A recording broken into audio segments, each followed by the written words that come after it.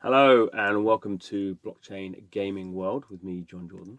So in this video, I thought I'd have a quick look at how the Roblox platform works. So nothing to do with blockchain per se, but Roblox is interesting because it doesn't use blockchain, but it does allow people to create content and monetize it, which is one of the things that we kind of see blockchain being very useful at. That people who are creating content in a game can then sell that on a marketplace or sell that through a platform and then gain kind of revenue from that. And of course, very simply, it doesn't have to be a game; it could be minting NFTs and selling them on OpenSea. But I think this is kind of interesting to look at, and I think as a thought experiment, as I should say, I think it kind of shows kind of why blockchain wins out in the end. At least on the kind of on the financial side. Obviously, Roblox is a massively successful kind of project. Hundreds of millions of people using it. Worth billions of dollars, floated on the stock exchange now. You can't argue Roblox isn't a massive success story. But it is interesting to think about what it's had to do and the cost it's had to kind of handle. To build out what it has done and why blockchain might make that a bit easier. I'm not saying Roblox is going to immediately jump onto a blockchain, but I think there is an advantage for user-generated content platforms to be using blockchains instead of these kind of centralized systems. Anyway, so this is just from the Roblox developer website, and this is just looking at this is just what they're telling people who are going to develop stuff on Roblox. So this is the breakdown of what happens when people are buying Robux and spending them in the game, and how if I spend $100 of Roblox, where does that go? So we can kind of see various kind of things here, various ways this $100 is sort of chopped up. And some of it's actually not very transparent. I was a bit surprised about this, but anyway.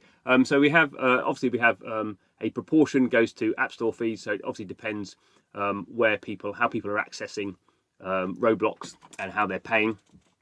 So this is obviously a rough number, I would imagine, because obviously with Apple and Google, I think 30% is kind of what we expect, unless Roblox has a special deal, which I think you can have deals for subscriptions and stuff, but I think that'd be 30%. Don't know what. I mean, all these companies can potentially have different takes. Anyway, let's just say this: that they put down 25%. So there's basically, of the $100, $25 or up to $30 is going to be taken by the payment platforms, effectively, that people are accessing the game through. I guess if you did this on PC, there wouldn't be these costs in there. So I guess this is a sort of an average sort of thing, which is why this is 25%, not 30%, I suppose. So there's app stores, and also they also have payment processing fees in here. So potentially some of that money goes to the I don't know, Visa or whatever systems you're using, PayPal. So then we have 14% as in platform hosting. So Roblox is saying 14%, so $14 out of every $100 is required for the maintenance of the servers, as well as customer support, user experience, user and experience moderation, and user acquisition. But user acquisition is actually marketing. So this isn't really. This is why I say it's not very transparent. So we have the hosting support, and potentially some marketing in there as well. So they're saying this is sort of a fixed cost, although AI user acquisition isn't a fixed cost. But they're saying whatever, $14 is going to run the platform. I mean, doesn't seem unreasonable. And then we have 8%, $8 of the 100. These costs relate to future-looking investments on Roblox platform and ongoing R&D. So for every $100 that's spent in here, 8% is going basically to fund Roblox's R&D, which seems sort of fine. But it's interesting that they break that out as a separate sort of a kind of slice there. That if I'm a creator, $8 of every $100 I get is going to Roblox's R&D. I mean, that's okay. But then next, what comes up? Roblox share 27%. So Roblox has already taken 14% to run the platform and 8% for future R&D, and now it's going to take 27% to cover ongoing services and operating costs, which obviously can't be the platform operating costs because they're already in there.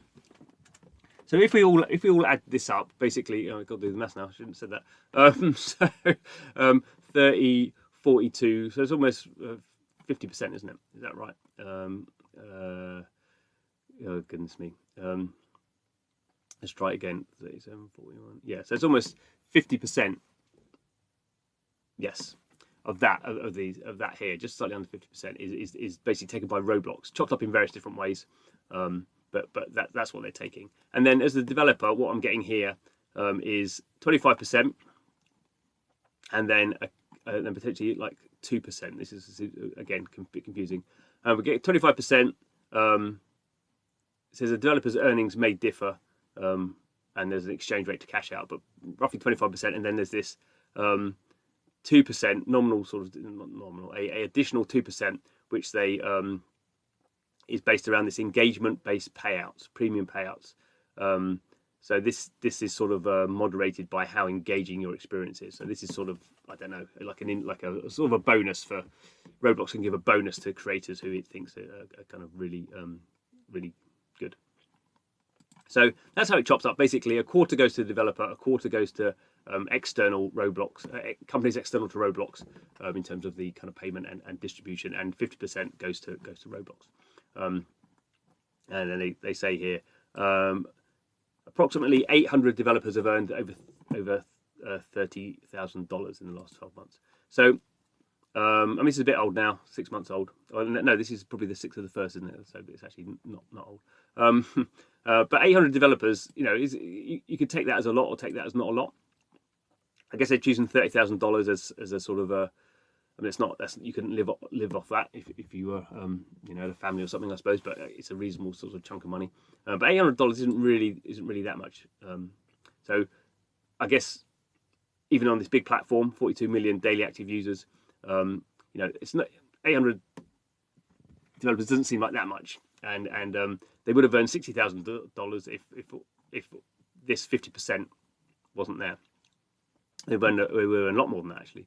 If Roblox stopped this year. Anyway, so I think when we think about blockchain projects, you know, there's always going to be some sort of fee here. There's always going to be if we're on mobile, you know, I think at the moment, you know, people are expecting still to pay App Store fees if that's how you're using distribution. Obviously, if you're using PC, that's not the case.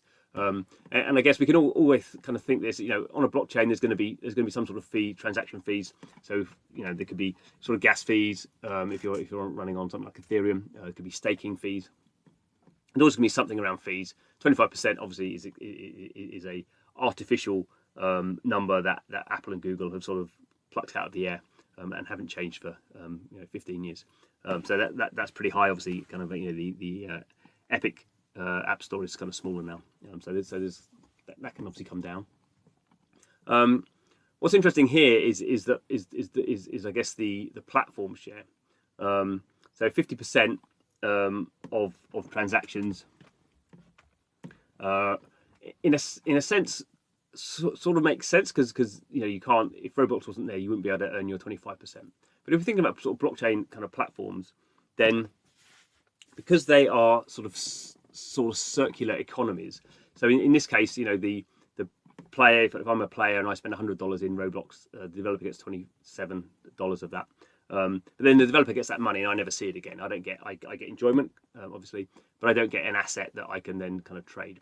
Whereas what's interesting about blockchain games is, you know, I may be spending you know, kind of values currency, however that's kind of chopped up, and it may be in things that are used up. So it may not always be NFTs that I can resell, but a proportion of that over time is going to be NFTs that I can resell, and that actually makes things a lot better for the developer, even if they're getting a much smaller share, and certainly for the kind of platform creator like this. So if you think this is in a blockchain game, this might be an NFT creator, or in the sandbox, someone who creates an environment.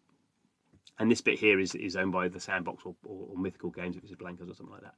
Instead of taking 50%, they're actually going to be taking, you know, a much smaller percentage. So I guess typically we're seeing kind of 5 to 10% in terms of NFT transactions taken by the kind of creators, or the games in which they are kind of so in the case of the sandbox would take, you know, say 10% of every NFT transaction. I can't remember what the actual percentage is. In Blankos, the depends on the price of the NFT you're selling, kind of what it takes. But obviously something like inside Axie, if an Axie is sold, is transacted, then the Axie Infinity Treasury gets 5% of that. And I think that just kind of sort of allows this bit here to become much bigger. And in fact, sort of what sort of happens with blockchain, even if it's not a user-generated kind of content game, the person who's playing the game and owning the NFT is sort of actually becomes, in this situation, the developer. Even though they're not adding content, they're actually just gaming. Suddenly, this blue section here gets bigger, and this kind of Roblox share bit gets smaller. But because you're having many more transactions, and because the money flows round and round and round rather than just kind of flowing out, so the moment $100 comes in here and just flows out to all these ways, never comes back. In a blockchain game, the money flows out to sort of buy say an NFT, but you're buying that off another player probably, and then they're going to spend that buying another NFT, and it all kind of floats round and round. And the developer here just takes a small percentage out of that circular flow rather than the whole the whole amount just immediately kind of vanishing as in a non-blockchain game. So I think that's kind of interesting. I'm thinking quite a lot about kind of the economies of blockchain games at the moment and how we can model them, and I think that's why I'm sort of interested in these breakdowns. So I will sort of feed that into my analysis. But I thought it was interesting to have a look at something like Roblox, where they just because of the way the money works, Roblox has to take a big chunk of what's going on there because money flows out, and that's the only chance it has to take a share of that money. Whereas in a blockchain game, the money flows round and round and round. So the developer can take a much smaller percentage because they know that money's going to come back round. In another transaction time, particularly if you're talking about around NFTs. So I thought that's interesting to highlight. Anyway, thanks for watching the video. This is Blockchain Gaming World, where we're thinking as deeply as we can about blockchain games and what it means in future. So if you like that stuff, please do subscribe. But thanks for watching, and see you again soon.